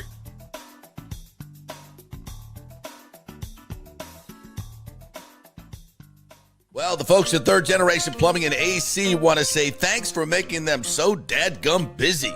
Of course, advertising on your favorite Tampa Bay sports talk show helps, but it's their incredible customer service, honesty, and integrity that have earned them tons of 5-star reviews. And now you could be part of the team at Third Generation. Yes, they are so slammed, they need to hire more certified AC technicians and plumbers. It's a great family business to work for. My buddy John Rodriguez runs an old school family business since 1995. They pay well, give you all the holidays off, and they offer great benefits. No cold corporate atmosphere here. You're part of the family. If this sounds cool to you, call them and apply at 813-961-8024, or you can email your resume in at thirdgenerationplumbing.com. Just go to the website, you'll see the button, email them, or call them at 813-961-8024. And don't forget about the $169 yearly maintenance special. It's a no-brainer, guys. thirdgenerationplumbing.com, and they also do AC. Ciao, Paolo Tini here, owner of Caffè Paradiso, voted #3 People's Choice Award on Open Table. I want to thank all our loyal family of customers that have been enjoying our great traditional Italian dishes we make from scratch every day. It's a great family story we're proud of. Our family moved from Rimini, Italy in 1984. My dad, Caesar, started Donatello, and that's where I got the start in the restaurant business. I started Caffè Paradiso on South McDill in 1995, and we've been there ever since. From our traditional ossobuco, a veal slow roast for 4 hours, to our daily fresh catch, the Gruppo Paradiso, with a piccata sauce and lobster claw meat, homemade pasta like lasagna, farfalle salchicha, which is a bow tie pasta homemade with fresh sausage. Hold on a minute, JP's favorite. I love it. So come and have a glass of wine with me on South McDill. Get a reservation on Open Table and see all our 5-star reviews. Ciao, see you soon at Paradiso. Sports fans, it's time to gear up. Head to fanstreamsports.com and check out our brand new merchandise store. We're talking bold t-shirts, 3/4 zips, hoodies, hats, mugs, and more. Everything you need to rep your favorite shows and your favorite crew. Whether you're rolling with the JP Peterson Show in Tampa Bay, From the Rough in Dallas, the Tim May Show featuring Clay Hall, or the Jeff Thidoff Show in Ohio, or any of our FanStream Sports original programming, we've got the perfect look for game day and every day. So don't wait. fanstreamsports.com. Click merch and grab your gear now. Wear the stream, live the stream, fanstreamsports.com. Welcome to Kingmakers, home of the JP Peterson Show studio and Tampa's premier business networking and social club for members only. By day, it's an exclusive, vibrant co-working space with a stylish conference room, focus rooms, a full production studio, and an in-house marketing team. And by night, Kingmakers transforms into a sports-centric social hub with a full sports bar, golf simulator, and exclusive events. For young entrepreneurs and seasoned professionals, it's the perfect place to work hard, play hard, and make big moves in Midtown Tampa. Close the deal, celebrate the win. Only at Kingmakers. Become a member today at kingmakerstampa.com. Your business, your club. Hey, JP here for my concierge medical professional, Chris Lugo, PA. You've heard him on the show for a couple of years where he shares invaluable medical, nutritional, and supplement advice. With Chris, it's like having a medical provider as your best friend. What I love about this concierge service is the convenience and support he offers. I can text or call him 24/7 with any questions or concerns, and he'll promptly call in a prescription if needed. No office visits or copays required. It gives me peace of mind knowing I have someone genuinely invested in my health, not just focused on insurance profits. And the best part, the Bay Area Modern Medical Center's personal concierge service is more affordable than you might think. Don't let insurance companies dictate your health care. Take control of your health and wellness today. Visit BAMMC.com for more information and to schedule your initial free consultation. Empower yourself and take charge of your personal health with BAMMC.com. Let's go. Right now, back to the show on FanStream Sports. All right, welcome back in. Sorry about that. We got some feedback.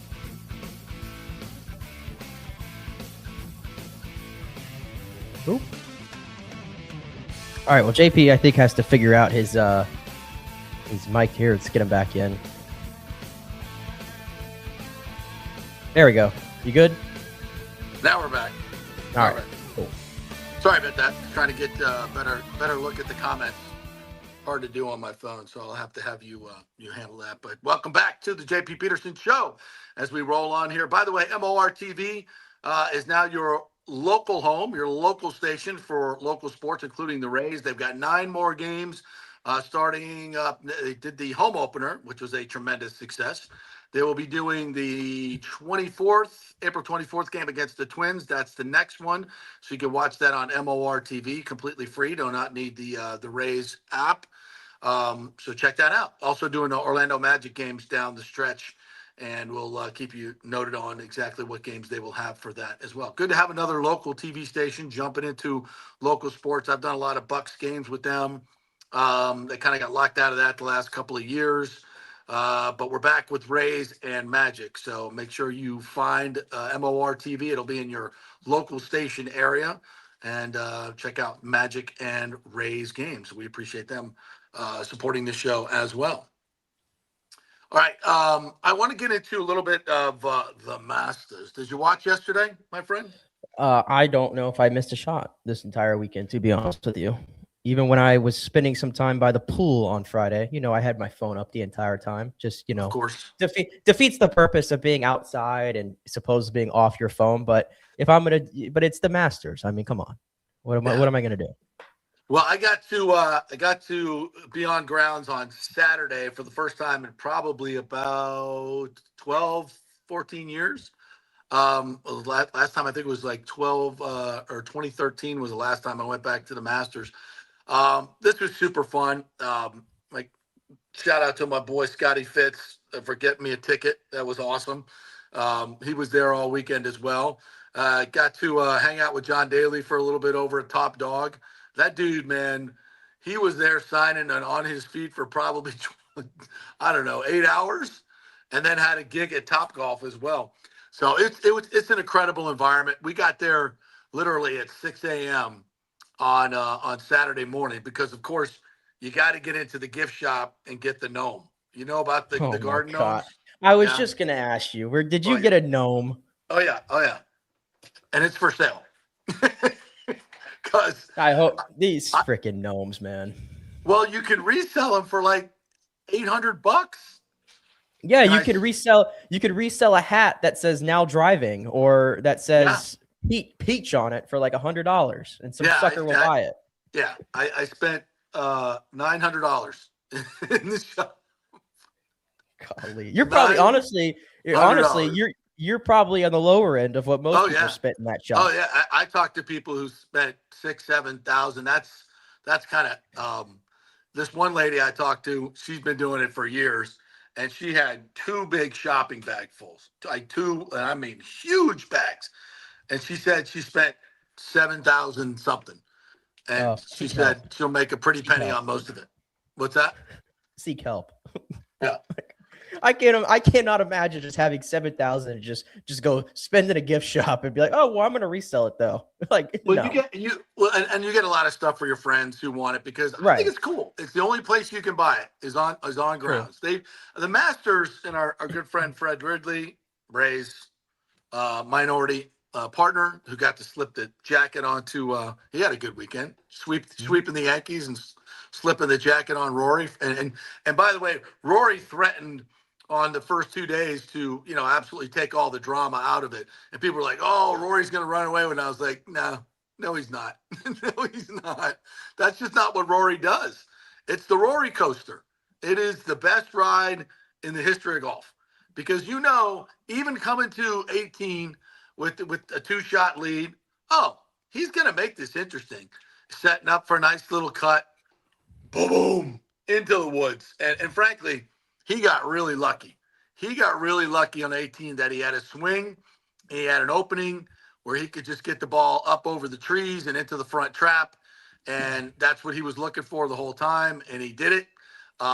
Executed to perfection to get his bogey, his 2-putt bogey, and win the tournament by 1.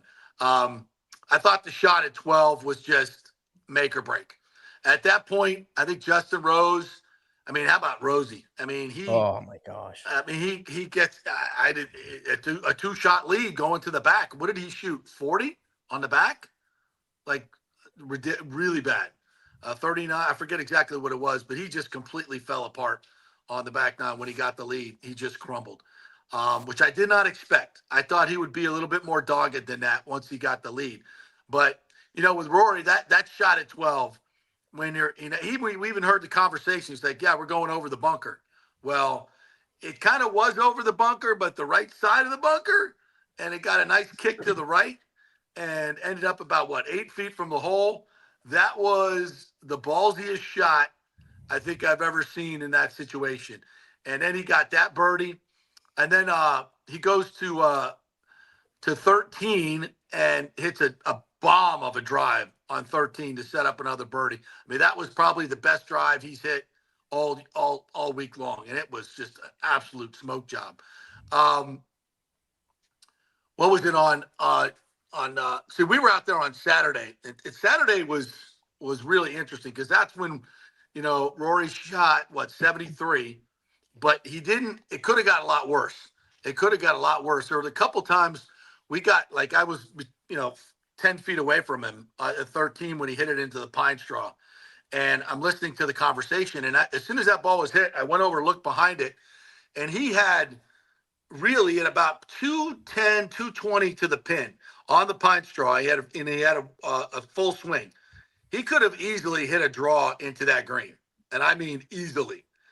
But he decided not to. I thought it was really, really interesting. He decided to lay up, and he ended up making birdie there on Saturday, and it kind of kept him in it. Instead of shooting 76 and shooting yourself out of it, he stayed in it. And even though he had a record lead of 12, a 6-shot lead, and it was gone on Saturday, you still felt like, he was in there. And he obviously had a great chance to win, but it was going to be up and down on Saturday. But that shot on 12, I thought was just absolute. It was a ballsy shot, perfectly executed, gets the birdie there, and goes on to win his second straight Masters. Only 3 other players have done that. And now he's got 6 majors, which is the most ever for a European. Rory is on the precipice, I think, of really doing some special things. And I'll just be honest with you. I don't think that was his A game. If you could go to the Masters and win, with a bogey on 18 without your A game, that says a lot about just how good Rory can be. And I still think there's runway for him to be great. I mean, obviously he's never going to catch Tigers in the majors or anything like that. But I think when all is said and done, he'll be the greatest European golfer of all time, and that's pretty damn good. Well, he's got 6 majors now, and he's 36 years old, I want to say. Yeah. If you go back since 1986, there's only 4 golfers who have won 6 majors or more. It's the list of Tiger, Nick Faldo, Phil Mickelson, and Rory McIlroy. He's now officially on that list. And you think about like the lost decade for him. It's amazing. Like imagine where he would be if he didn't have a whole decade. Like, I know I'm not the first one saying that or anything. It's not groundbreaking information, but he went a whole decade without winning a single major. It's crazy to think about, but it seems like he figured out Augusta finally last year after so many times where it feel like it bit him. Yeah. And he talked a lot about this week how he did not play any golf for an entire he did not play any tournament golf for an entire month leading up to this Masters. And he went to Augusta over and over and over. And I know there's been a lot of talk about like that, like, oh, is that an unfair advantage that he was able to do that? Would every player be afforded the opportunity to do it? Probably not. But I think he was pretty smart in that. Like, he didn't see the personal value in playing in the Houston Opens or whatever was going on there on the schedule in between the players and the Masters.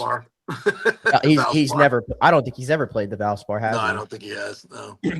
Yeah. So, I mean, but it worked out well for him. And, the fact that he played even golf for the last 2 days and still found a way to win, I think is pretty interesting. And I think it said more about the guys, I think, that were chasing him. I feel like going into that final day, you looked at the leaderboard and you saw early on Sunday, there were a lot of low scores. There were a lot of birdies. There were a lot of eagles, and it felt like, okay, someone's going to at least go on a run here. Yeah. And you saw Terrell Hatton gave it a run for the money, but Scotty Scheffler. Scotty Scheffler did not. I mean, he's amazing in the fact that Scotty, I don't think, played anywhere near his best golf this week and still finished second, 1 shot off the lead. And he also played Saturday and Sunday bogey free. I think he's the first player in the Masters history to go bogey free Saturday and Sunday at the Masters. But the fact that putt on 17 did not fall for him. I mean, we could have had a playoff between Scotty Scheffler and Rory McIlroy. That's what we were supposed to if that putt just would have fell on 17. Yeah, that was a great putt. It was a great putt. I was rooting for that because honestly, like Sunday, even when the leaders went off, you saw Justin Rose immediately had his stuff. Cam Young immediately looked like he had his stuff. And I'm like, okay, this is shaping up to be this legendary Masters Sunday. And then it felt like for like an hour and a half there, 2 hours there in the middle of their rounds, everything sort of stopped. Yeah. The momentum of all those guys sort of got lost. You saw like Shane Lowry had a just horrible day where he shot 8 over yesterday after entering 9 under. Yeah. He lost. By the way, he went from being in position to take home 1.46 million to taking home 140K, which, you know, I think we'll all take 140K, but just think about how much money that man lost yesterday by the way he played. But he was just an example of a lot of guys who just, they could not do enough to threaten Rory, and he just had to manage it from there. Yeah. I think that's really all it came down to. Yeah. I mean, obviously he was 12 under at the end of 2 rounds and finished at 12 under as the champion. I mean, nobody came to get him, and I was a little shocked by that. Now, Saturday, I'll tell you one of my favorite moments. We're sitting at so after we went to the shop, by the way, we go out, take our chairs to number 2, right behind number 2. If you ever go to Augusta, great spot. And so there's this kind of an honor system. You set down your chairs, right? And you go and walk around, and when you come, but your chairs are open season. So anybody, you know, if you bring a chair, supposedly if you bring a chair, you can borrow a chair. So you go walk up to any hole, and if there's an empty chair, you can sit in it. And then when the person comes to put the chair down, you say, hey, I'm back. And no big deal. It's like, that's just kind of the way it works there. So we put our chairs down at the back of number 2, which is a par 5 down the hill. And the hill at the top is probably 50 feet above the green. And you can see Scotty Scheffler up there, hit this drive on the right side. So he's hitting probably 240 to the hole. And I think he hit, because it's so downhill, I think he hit probably 5 or 6 iron, if you can believe that, maybe 4. And he just hit it so high, and it's just going right at the stick, and he stuffs it to about 6 feet and then made the eagle putt. I mean, but the sound, and we're 220 yards away, the sound that it makes when Scotty hits the golf ball with his irons is just like, it's unlike anything I've ever heard before. It's same like the sound of Rory, and this is the only things you can, when you're there, you know, you can experience this, and watching the flight of the ball from the ground is just insane. When Rory hits his drive, the sound that it makes is just like, I know it's a little weird if you're a non-golf fan. It's just incredible. It's so pure to watch these guys hit the ball. And I went to the range and we did that. So we watched number 2, and then we walked around with Rory on Saturday afternoon when he was, you know, he was struggling, but he was just managing his game, hanging in there. And I think, you know, especially at Augusta, where it was really, really dry. I mean, I watching on TV yesterday. I've never seen it that brown, to be quite honest. And even being there, I don't remember. I heard they were. Yeah. I heard they were in a drought, I think, in Augusta. Yeah. I know there's been a lot of talk about that, about how firm it was all week and the setup. I know a lot of people have been picking that apart a little bit. I don't understand all the intricacies of all that stuff necessarily sometimes, but I'm just a fan and I'm living in it. And I personally didn't see the issue all week, but I know some guys had some things to say. Yeah, you could see the ball bouncing on the greens and just take it off. You really couldn't stop the ball, especially late Saturday and Sunday. And that just makes it so difficult on those greens, because if you get, you know, too high, you get above the hole, you know, like Scotty was on 17, you're kind of at the mercy of the green. You know, it's just, and the ball's just going to kind of wiggle down, and, you know, it wiggles one way and he makes that at 17, and we got a playoff. And the way Rory was playing, who knows with him, right? On 17, on Saturday on 18, he hit a bomb of a drive. I think he birdied 18 on Saturday. I think he might have. So it's just, he's so up and down, but when he's on, he's phenomenal. And when he's off, you just know he has the ability to come back and make spectacular shots and go on a run, whatever it takes. And that's what the Rory-Coaster is all about. I thought it was absolutely great theater once again. And, a lot of good players in it, but I think it did lack that one, that one guy to come get him on the weekend. It was just and I mean, Cam Young was my guy going in, and that was a popular pick, I think, for a lot of people. I thought Cam Young, I expected him to play better on Sunday. Truthfully, I was a little surprised that it got away from him. Justin Rose, I think if you were looking for a sentimental favorite, I think that was it.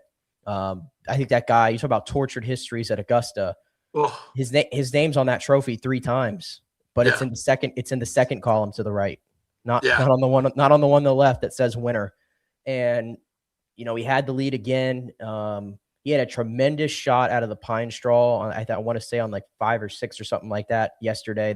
I thought that was going to be the defining shot for him, honestly, if he would have won the tournament, but just ran out of steam. And that was the constant for those guys. But I thought it would have been cool for Justin Rose at 44 years old, who hasn't won a major, I think, in over 10 years too. He's got a long major drought going as well. And he's been so close. He's lost 2 playoffs in the Masters, which I can't imagine how agonizing that is, especially last year.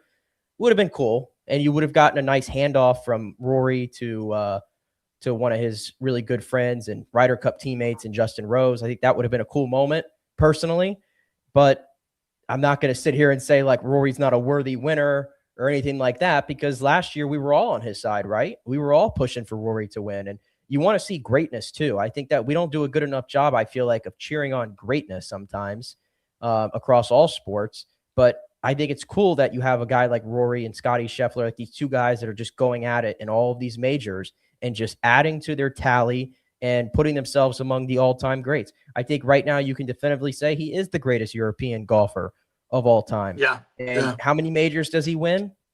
I think it's pretty doable maybe for him to get to 10 before it's all said and done. And if you get to 10, I mean, you're probably talking about Rory McIlroy in the top 8 all time. Around there, he'll probably end somewhere between 40 and 50 wins all time, which is going to put him around like the Phil Mickelson territory.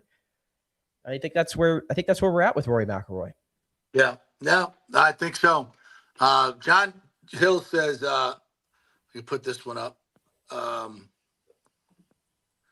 7 wood on Saturday by Scotty on 2. Yeah, I didn't know what he hit from the top of the hill. Do you remember the yardage, John? Obviously, I wasn't watching on TV. And they don't have any electronic scoreboards out there at the Masters that show, like at the Valspar, like, second shot, 230. So you just kind of guesstimate, just knowing the course as I do. So, the sound that 7 wood made, whatever that was a phenomenal shot. James also added about Scotty, the par 5s on the back 9, mind effed him for 4 rounds to play those holes even. That was the difference. He played those par 5s and even on the second 9, James. The second 9, not the back 9. Wow. Yeah, I remember on Saturday watching Scotty butcher him. That's right. Yeah. I saw some shots. Sometimes you don't see shots. It was Hatong Lee on Saturday at 15. I think he made like a 9 or something. Maybe it was a 10.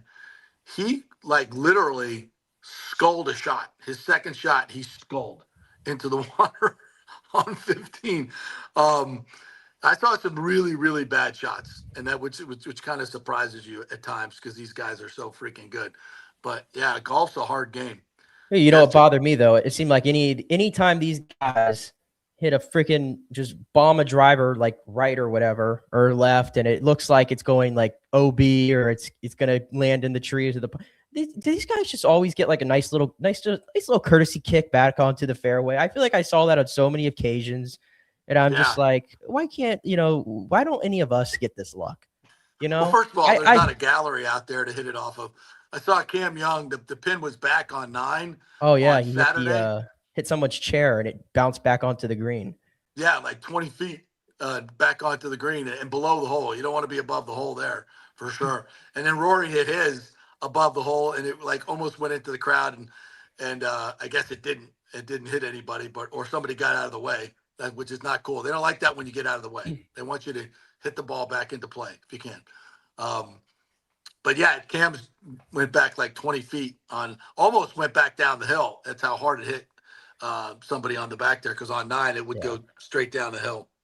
So this was another thing too. I noticed about the Masters, and James brought up the CBS broadcast, and he was talking about how they didn't show Scotty as much as usual. Yeah. I guess I didn't pick up on that as much, but just in general, I thought this was an off tournament for the broadcast. Very much so. Very, and everybody seemed to have the same complaints. Yesterday, correct me if I'm wrong, but they had no idea where Rory's ball was.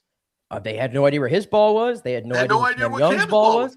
It was just like silence on the broadcast. Yeah. I mean, I can understand, like, behind it, what was going on the comms, like, it must have been like, where the fuck is Rory's ball? Did everybody fucking see Rory's ball?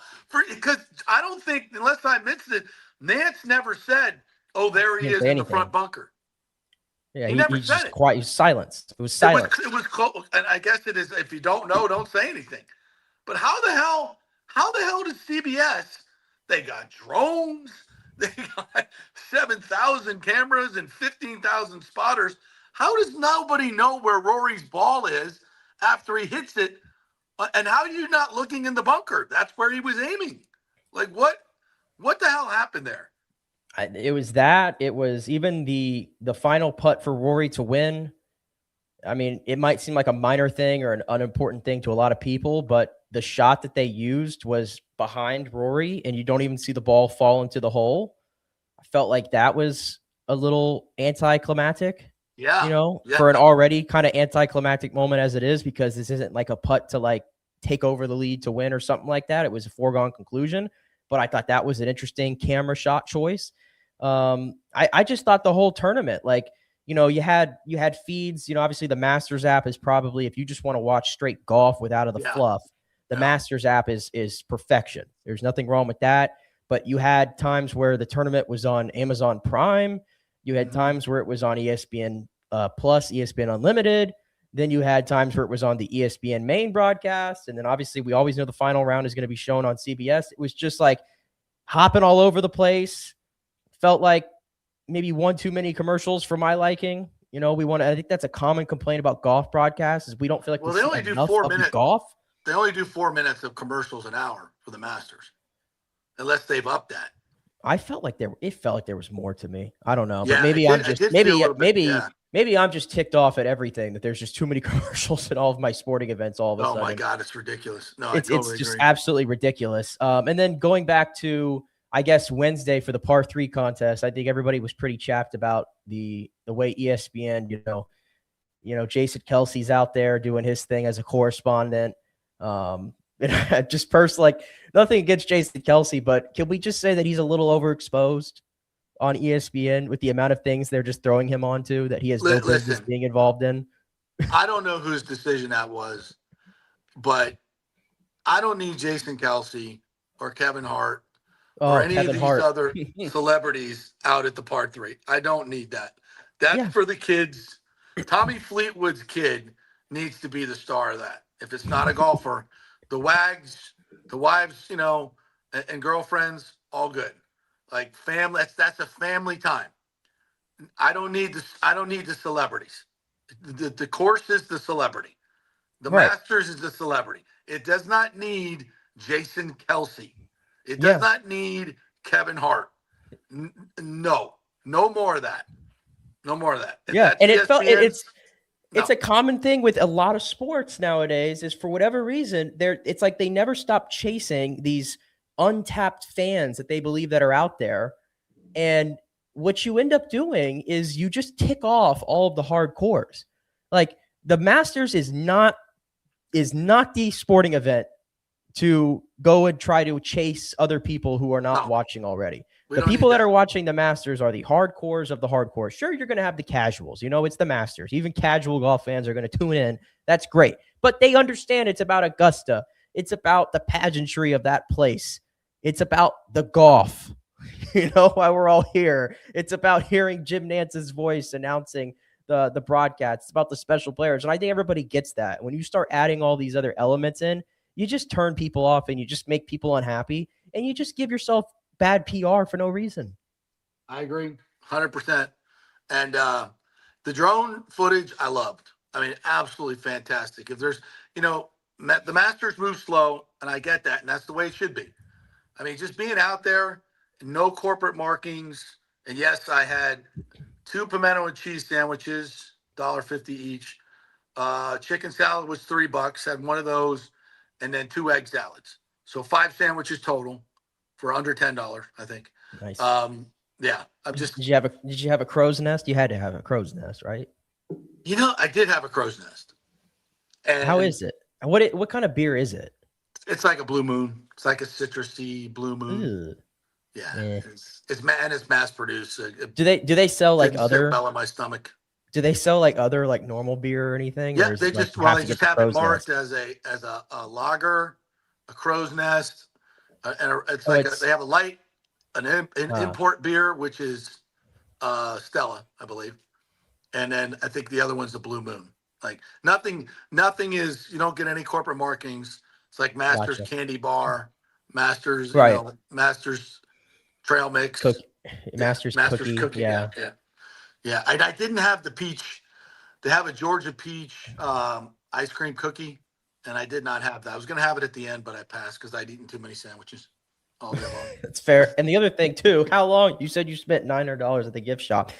I saw some pictures. How long does it take to get into the gift shop? It took us probably, and we were in the first wave of people because we got there at 6 o'clock. Gates open at 7, so we waited for about an hour to get moving. And once they get you going, like the efficiency is off the freaking charts. I mean, it's like Chick-fil-A, crazy efficiency. So we took, once we started moving, it only took us about 15 minutes to get in the gate. The line behind us was like freaking mile long. I mean, I don't even know how long it took. So we get in there, and then we were in the line probably only about, even though the line was long, it was about 15 or 10 to 15 wide. And then they kind of cut you down as you go through. It was about 30 to 45 minutes to get in there. And then you got to go right for the gnomes if you're going to get one. So I go right over there, and right as I walk up, they're kind of handing them out. The guy goes, "Last one." I got the last one on Saturday, the very last one. So that should be worth even more money if you want to buy my gnome. I got the last one on Saturday. So taking offers. JP at the JP Peterson Show. Is it only one gift shop too? Is it just one? Yeah, just one. It's Oh my. Yeah, and the first time I went there in '93 on a press credential, it was like a regular pro shop, and people just walk in and out, and you get your stuff, and it was like, now it's just freaking gigantic. It's almost taken on a life of its own. Like, Yeah. I mean, I've been seeing all over social media. There's all these. I hate this word, but these influencers who who grab all of their bags with the stuff, and they're showing it off and everything. Maybe I'm jealous. Maybe that's why I'm so crabby about it today. The influencers. Well, if you're lucky, you can buy a shirt off me. We'll see. Maybe I got you something, even though you didn't ask. The Masters influencers. Yes. Is that a thing? That can't be a thing. Yes, I'm telling you, like my explore section on Instagram this weekend, and even like my Facebook Reels section, I'm just scrolling through, and all of a sudden I just get blasted with these Masters influencers who are just showing me their entire hauls and blah blah blah. And I don't know, just seems over the top for me. Just buy your stuff and come home. Yeah, it's getting a little crazy. I will admit that. It feels like the Masters used to be reserved for golf people. And now I think it's kind of blasted outside that as kind of like if you're an influencer, you have to figure out how to be at the Masters, and then you have to but listen, with no phones out there, during practice rounds, there was still no phones, but I think you could take digital cameras out there. But during play, it's still, that kind of reserves it for the Masters. You still have to be on grounds to appreciate that. And everybody knows what you don't have any jerks out there for the most part. Nobody's yelling after someone hits a shot. None of that silliness, because they don't put up with that. You can't even wear your hat backwards, by the way. There was a guy that was walking in next to me who had his hat backwards, and I saw this security guy just goes, and he turned it back around. Didn't throw him out, thankfully, but did say, yeah. And no mic. I don't even think you could sit on the grass either, right? Can't sit there on the grass like at other tournaments. No, I didn't see anybody sitting or laying down on the grass. You have to have it. That's why the people bring their chairs. Yep. And again, you can, you walk from hole to hole, and if you see an open seat, you can sit down. And then everybody's very polite. Like, we walked up, and there were people sitting in our chairs, and we're just like, "Hey, excuse me, we're back." And they're like, "Oh, cool." And it's not a thing. It's not like, "Get out of my chair." It's just a common courtesy. It's really cool. It's a really neat way to go about it. Yeah. So all in all, incredible experience to be on the ground once again, and just it's as special of a atmosphere as you'll ever have in any sporting event. All right, let's take one more break. And when we come back, just going to want to talk a little bit about the stadium stuff. There was a lot over the weekend that we need to get to. I didn't want to bother. We had too much other good stuff to talk about. So we'll just keep this to the very end. But some important stuff we need to talk about. A quick break. Back in 3. Stay with us.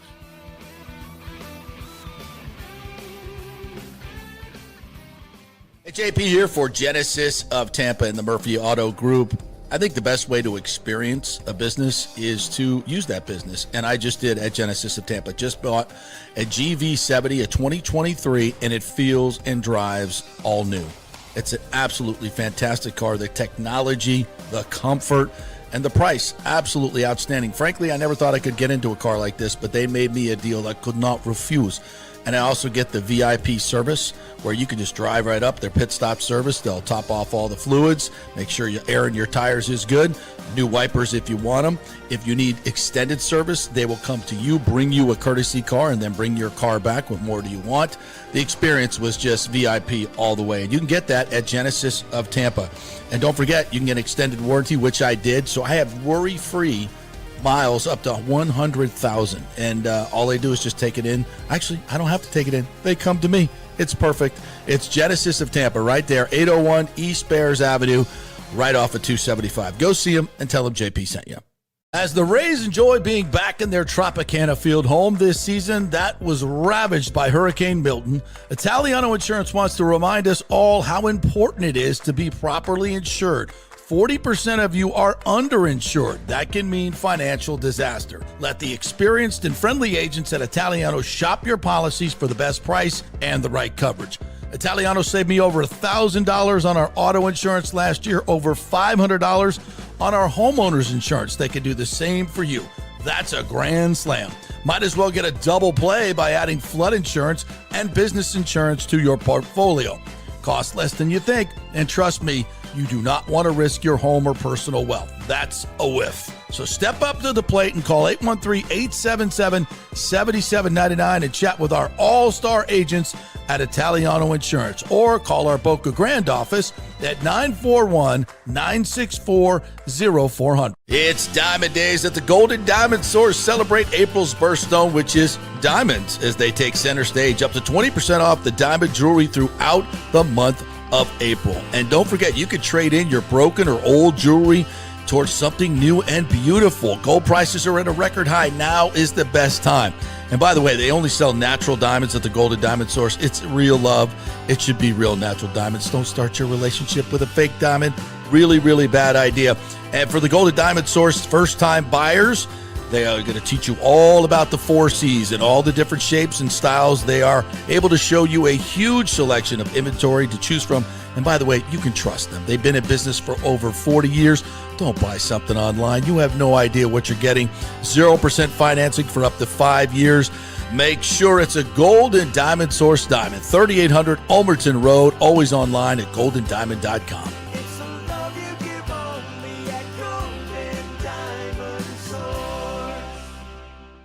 Hey guys, you already know that Riveters is the best sports bar in all of Tampa Bay, but now it gets even better for Rays baseball season. During all Rays games, check this out, $6 Tito's, $6 Jack, $6 margaritas, all during Rays games. Are you kidding me? And that's always a great pour from the great bartenders at Riveters. Great service, great food, everything is fresh, nothing is frozen. And let me tell you, if you want baseball and wings, you will not find any better than Riveters. Their sauces, like the blue cheese and the ranch, and everything is handmade, and the wings are big, and they're perfect. Wings, baseball, Rays, Riveters. It all comes together during baseball season. Once again, in addition to all the great food and service, you get $6 Tito's, $6 Jacks, $6 margaritas. It's time to celebrate. Baseball season is back, and celebrate at Riveters. You know where it is, right there on Dale Mabry, just north of 275, just south of the stadium. See you there at Riveters. Pitch Roofing believes giving back is part of doing business the right way. That's why they proudly offer exclusive discounts to those who gave the most to our communities, including veterans, first responders, seniors, and teachers. And for listeners of the JP Peterson Show, there's even more good news. Pitch Roofing is now offering a special discount just for fans of the show. With so many roofing companies coming and going in Florida, it's important to choose a contractor you can count on long after the job is done, especially when it comes to honoring your warranty. Pitch Roofing is built for the long haul with a reputation for quality, transparency, and standing behind their work. Whether it's a repair or a full replacement, their team delivers honest guidance, quality workmanship, and no high-pressure sales. Call 727-67-PITCH, 727-677-4824, or visit pitchroofing.com to schedule a free estimate. Pitch roofing done right. Let's go. Right now. Back to the show on FanStream Sports. All right, welcome back to the JP Peterson Show on this Masters Monday. As Rory wins his second in a row, our good friend Fred Ridley got to put the jacket on him too, as his Rays were sweeping the Yankees. Our thanks to all our great sponsors, including Genesis of Tampa Bay, where you can not only get a great deal, but there's always something fun going on. It's Masters Month, so there's a putting contest to get you an even lower price there. But for me, it's just experiencing the whole deal. Just going in there, talking to the guys, picking out the car I want, white GV70, a 2023 that is absolutely like brand new. Been driving it for a few weeks. Absolutely fantastic car. The technology, the comfort for the price is just really, really off the charts. So go see the good folks at Genesis of Tampa, right there, 801 East Bears Avenue, just off of 275. All right, so real quick on the stadium. There was, over the weekend, a bunch of different developments. So here's kind of the timeline. There's going to be a huge public workshop at May 5th at the convention center, which is going to be a day before the city votes, which is that's going to be a big one. Now, this Thursday, the county is going to do a public workshop. They're going to need a bigger building because I'm sure there's a lot of people will show up. I plan on being there. So that's going to be on Thursday. The Saturday one, I believe it's May 5th at the convention center. That's going to be freaking huge. And it's time to mobilize. As a Rays fan, you need the plan B to going out to these things because there's going to be opposition. There'll be some organized opposition. We don't want them to show up and carry the day.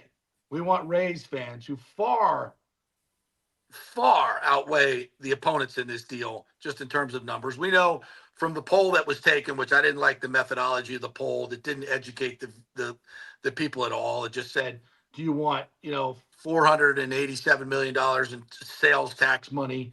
Didn't say that it was a portion of the sales tax. Didn't say that you're going to, now there was the Skanska economic projections that came out basically had much lower than the other two studies that were done in terms of money coming back in terms of tax money. But still, it was at $2.4 billion for a $1 billion investment. Now the Rays are paying about 58% of the stadium. And this is just on stadium. And then the city, the public part's going to be about 44%. So they're paying well above 50%. They're paying for cost overruns. They're paying for operational costs. Any capital improvements they're paying for, all of these things way better than the deal we gave the Glazers on Ray J. So, and I do believe the SITS tax, from a legal opinion standpoint, is going to be able to use. I think that's the legal. I don't think they've gotten that back from the county yet. The county attorney is studying that legal question. So I believe they are going to be able to use the SITS tax, and that's appropriate, in my opinion. But the economic impact, again, invest $1 billion, get $2.4 billion back just in tax revenue. So everybody that's screaming about, we have so many other needs. Great, you're right. Guess what? You're going to get more money back for those needs. So if you want the stormwater stuff and the $1.5 billion in work that we don't have funding for currently in the budget, you got to do this project so you can get that funding, because it's an investment that will create 8 million square feet of taxable property that does not exist now and would not exist without this. Now, also yesterday, Ken Atwater, the chairman of the board, president at Hillsborough College did a long op-ed in the Times, which they actually printed, which I'm shocked. And as he says in the beginning, in 2 weeks, the Tampa City Council and Hillsborough County Commission will cast a vote that will echo far beyond the footprint of a ballpark. The decision will determine whether our region expands opportunity for students, strengthens its workforce, and invests in a future built on learning and access. The leaders of Hillsborough College, the hometown college of more than 46,000 students, urge you to support the Tampa Bay Rays ballpark project for our students' education and Tampa Bay's long-term prosperity. He goes on to detail how the job opportunities, the construction of the new campus, which they can't get the money right now to do the work they need to rehab all these old buildings. This gives them the funding for a new campus. And the state would not be giving that funding without the Rays ballpark producing all this taxable real estate that they're going to get back, just like happened in Cobb County. He talks about the impacts of 40,000, he says 20,000 construction jobs. It's 40,000. And it will generate nearly 12,000 permanent jobs. These opportunities align directly with the programs our students are enrolled in today, turning education into economic mobility. You know what's interesting about this op-ed is the Times has done pieces on the public building on the campus. I think there's one public building that serves a lot of people, and that building is old and dilapidated and will be replaced. They don't talk about it. This is a story that should have been done by the Times, not an op-ed. Did they sit down with Ken Atwater and do an interview and say, how is this going to affect you, and then do a story on that? Not that I know of. It took an op-ed from the president of the college, who was very much for this, and the 46,000 students that they serve. But that wasn't done. Instead, we have an op-ed here, which I think is really well written and done. He says, our graduates already contribute $1.3 billion annually to the local economy. With more than 4 in 5 students remaining in our region, this partnership amplifies that impact by increasing visibility, attracting more students and business partnerships, expanding the tax base, and reinforcing Hillsborough College's role as an economic anchor. This is the president of the college saying how awesome this is going to be for the college. So all those people that are like, oh, they're going to have to be in temporary quarters and this, blah, blah, blah, blah, blah. Sure, that's part of it. But the learning will continue. These students will not be cheated out of the learning opportunities, but they will get a bigger and better college that they can use in the future. And of course, future students will be able to use to also get partnerships, internships, paid jobs on this site. And, you know, for the college, it is an absolute grand slam. And that's just, and for those folks, you know, they went into it with a very kind of, you know, raised eyebrow feeling at first. But when the Rays came out and laid out the whole thing, they were blown away. They're absolutely blown away. And they're like, yeah, this is a great opportunity for our students. And again, once again, none of this happens unless Ken Babby, Zalupski, Cosgrove, the whole group brings this $2 billion asset, the Rays, and basically builds a theme park right in the middle of Tampa that 10 million visitors are going to come to a year. And it's going to produce incredible amounts of tax revenue. You get the money back. It's not most things that we spend the SITs on, right? SITs money, we get nothing back. There's no return on that investment. We build roads, we build firehouses, we build those things that we need. Yeah, which is all good. And we need to do those things. But it's rare that you actually spend money to make money in tax money. And this is exactly what this project does. And I know a lot of people say, well, why don't the billionaires just do it themselves?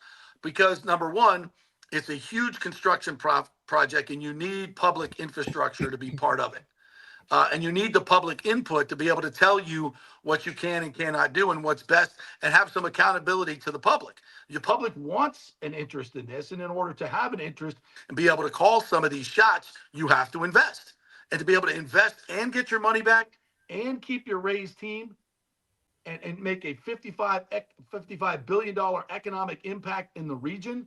I mean, again, 10 cities would line up for this. but there are still going to be. And by the way, if we don't do it, they can go to any other city in America and get more than $1 billion.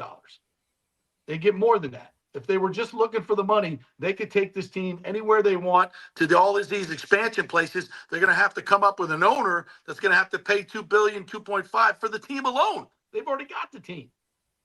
So whoever that owner would be, he's got to pay for that and then pay for the stadium. So we don't have to do that. The owners have already invested into the team. We have the team. Now we just need $1 billion.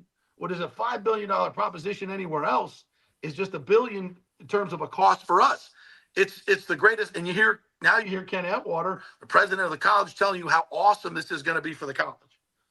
So you won't hear that in many other negative places. You won't hear that in the TBT. Now they printed it, thankfully, but how could they not, right? And this is just another huge endorsement for this deal. And once you get over, your hate of people with money, getting public money, and you understand the bigger picture here and how the whole project works, not just the stadium, it really is a no-brainer. It's an absolute no-brainer. But we, the supporters of this, have to get out there and make our voices heard in the next 2 to 3 weeks. So go to these things. We'll organize things to help you go to them. We'll figure out what's going on Thursday. I believe I'm going to be there. Orestes is going to be there. I don't have the Lightning game's on Wednesday, I believe. So we're ready to go, and you can come join us. We want you to. We want to make our voices heard. All right, partner. Anything else we need to get to?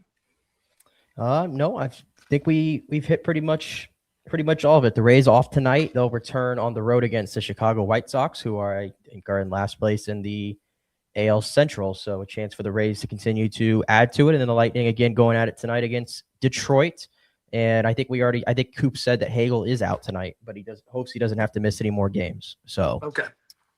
So Hagel and Radish out tonight, but should be back for the playoffs, maybe even Wednesday. Mm-hmm. Okay, cool. All right. Thank you guys for your comments. Thanks to all our sponsors. Please like and subscribe on all of our social media channels. We got a bunch of them. We really appreciate you guys doing that. And we will be back in studio tomorrow with more fun and frivolity. We'll see you then.